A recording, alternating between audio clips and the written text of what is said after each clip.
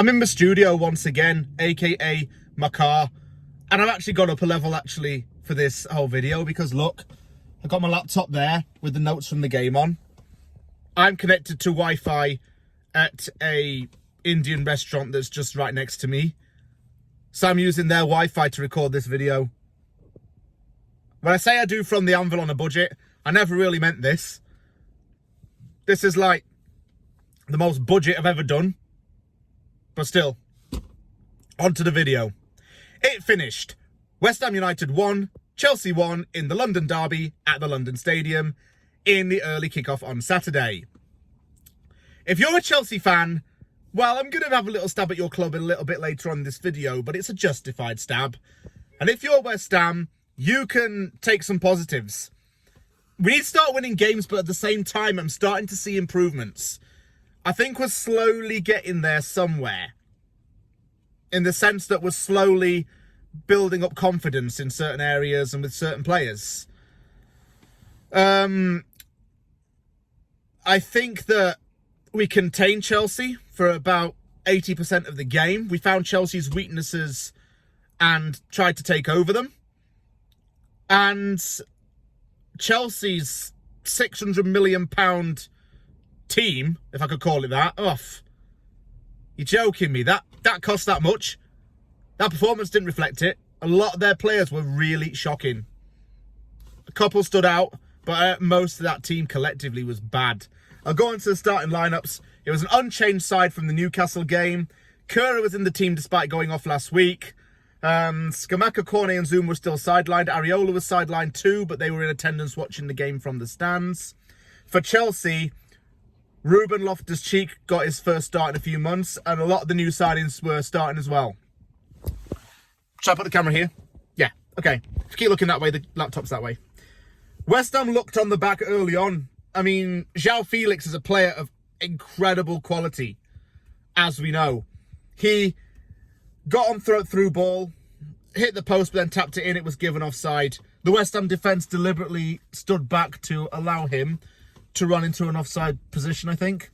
And for that reason, it wasn't given. And it was right call.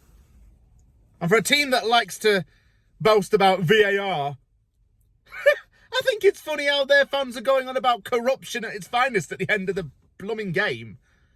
Like, oh, we got shafted by VAR. Yeah, it's about time you did.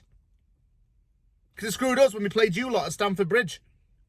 Karma has a weird way of working, doesn't it? Anyway, what was very worrying was that Lucas Paqueta seemed to hurt his collarbone in a tackle. He tried to carry on, but it got too much for him and he had to come off. Souček came on. We didn't really move the ball around much without Paqueta there. And Souček wouldn't be able to hurt the ball well, is what I thought.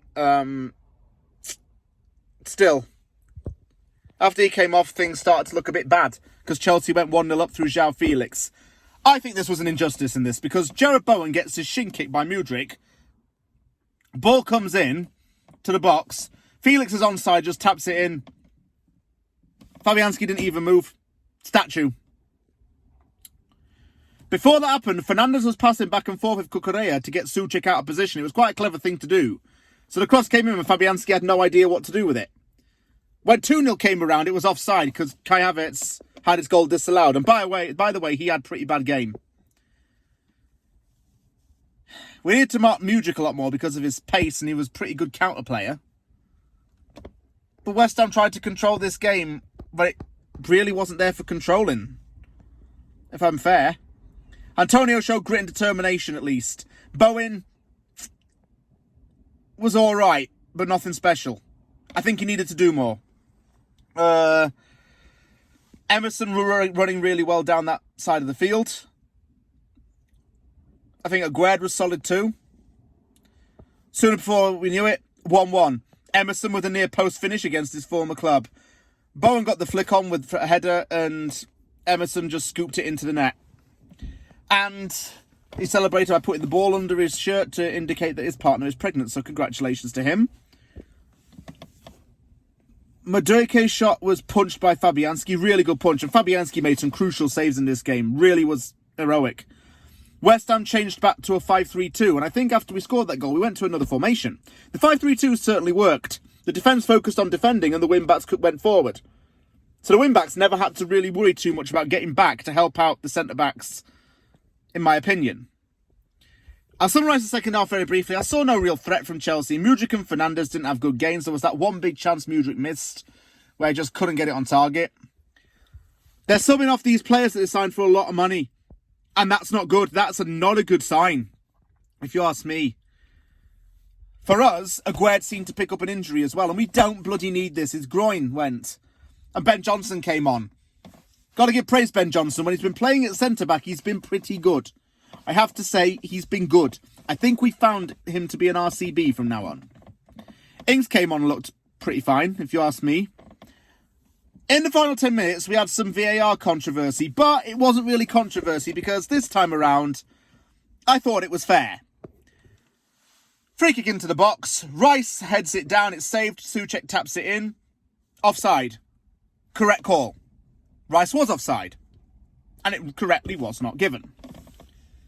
And the 88 minutes, Conor Gallagher took a shot towards the box. Souček seemed to get down like that and get his knee. That's my knee. In the way. But it looked like his hand. I don't know, was it his knee or his hand? I'm going to say it was his knee. According to Souček, the law of the game says that if you're going down already, the momentum's taking you down, and it's not really a handball. So Chelsea fans were fuming and raging about that. But I think that's just karma. Varma, shall we say. Varma works that way, doesn't it? Chelsea. I'm going to stand by saying that it was his knee. And it finished 1-1. I'll take that point, but we needed 3. And Emerson's been solid in the last few games. I think he's just getting better and better, and some of our players are slowly getting better. I think we're improving. And that's a good thing. We've got Spurs next week, and that game's going to be, I want to say tough, but that game's got me a little bit more hopeful. It's the Spurs fans that are worried because they've got injuries galore, and they've got a strike unit that's not striking the ball into the net. We've got time to recharge. I want to hear about the injury updates. I hope we're not cursed again. But it's a good point. And Chelsea fans should be disgruntled. They're asking for Potter's head after the game. It's going to be another manager that they're going to get rid of at this rate. Thank you very much for watching this video. Give it a thumbs up, sub for more content if you like this. Take care, everybody. Happy Super Bowl Sunday for those who are watching it. And I'll see you all soon.